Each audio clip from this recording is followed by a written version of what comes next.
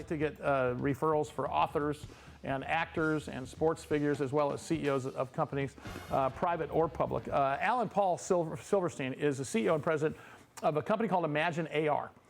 They are publicly traded under the stock symbol IPNFF. IPNFF. What do you know about augmented reality, Rusty? Talk to me.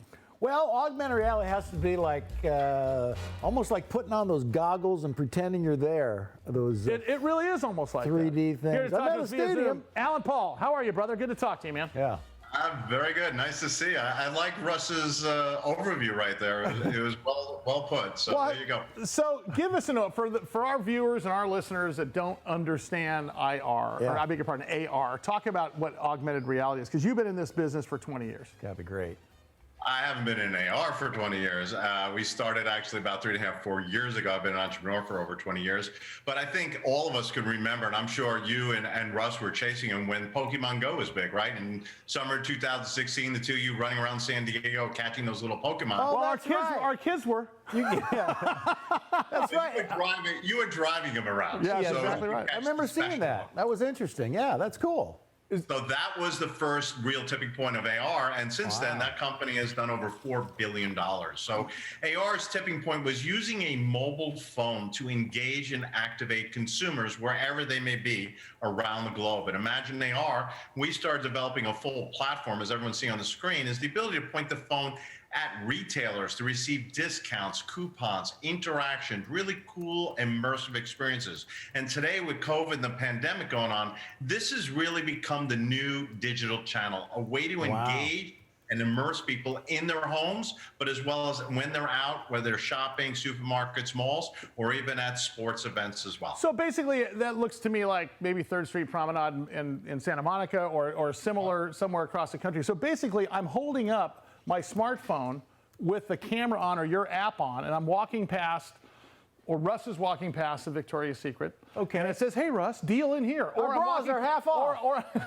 Half off. And then there's Russ standing in the Victoria's Secret outfit and seeing how good he looks and decides he can purchase it. Yeah. That's a great use of AR. Now, but the point is that you've personalized that, but you've also deployed everyone with their cell phone who's either looking for a deal or interested in what the menu looked like or whatever, but you've also deployed the businesses at the same time. So this is typically, I mean, this is the way it looks, you got multiple funnels of income coming in on something that's pretty cool. Absolutely. And when you look at the marketplace, today it's estimated about 4 or 5 billion worldwide. AR marketplace will go to $60 billion in the next 3 years. I mean, that is an enormous growth. So we built a platform over the last few years that allow businesses to interact and engage their target audience, whether it's sports teams where we sign with the NFL Alumni Academy, Real Sociedad Valencia, one of the biggest soccer teams in the world with 7 million fans. We've also worked with AT&T doing an AR scavenger hunt at the Warner Brothers studio lot. And we have other clients in other avenues, but AR is now becoming the choice digital channel engagement tool. And we built this platform that anyone, including yourselves, can build an AR activation within 1 to 2 minutes without any programming, any technical knowledge whatsoever. So the small businesses were being heard today to get consumers into their stores. This is a great experiential way to give them a cool immersive experience, coupons, buy merchandise, or any other type of activation of looking for. Now, could you now? By the way, Alan Paul Silverrstieen is our guest. He's the CEO and president of a company called ImagineAR. You can get more information by going to ImagineAR.com. They are publicly traded. Their stock symbol IPNFF. Could this be deployed in, let's say, a farmer's market situation where you don't have name brands, but they want to create their own sort of community there? Or like wherever I have an app, I'm sort of rolling the dice saying maybe there's a deal here, or maybe there's more information here. Is that where this is going, or is it already there? Well, that is where we're going. You know, when you talk to people in the industry, they'll always throw out, we're going to the Tom Cruise Minority Report world, right? We're starting with the phones and eventually going to glasses, and everyone in the industry is looking for Apple glasses.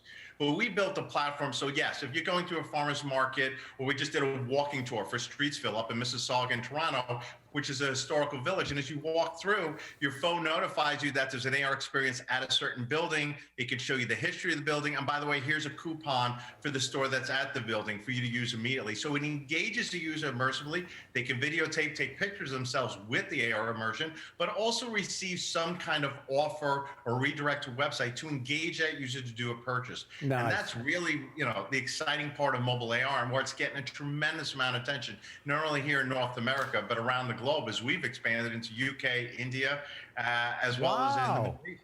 Hey, Alan, Paul, I got a question for you.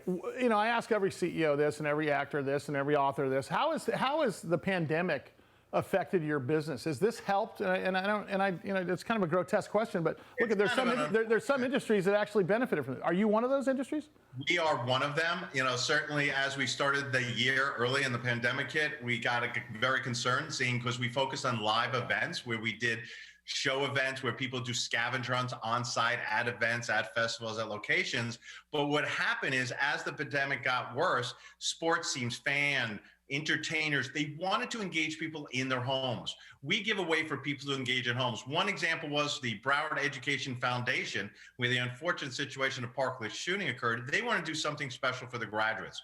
So we actually created an AR graduation, first time ever in history, where we videotaped the superintendent on a green screen and dropped them into everyone's house in Broward County.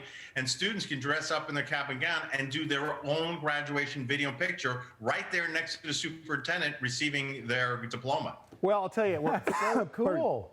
We're having you back. Alen Paul Silversteen's his name. He's the CEO and president of a company called ImagineAR, ImagineAR.com. I know Russ is already looking at it. I'm here. I want to be one. But honestly, though, this is going to change the way you purchase. This is going to change the way that you shop. It'll change the way you probably live your life. Alen Paul, we're having you back. You're not getting away. We're going to have you come back here next week because I want to talk to you about what's next for AR in this business.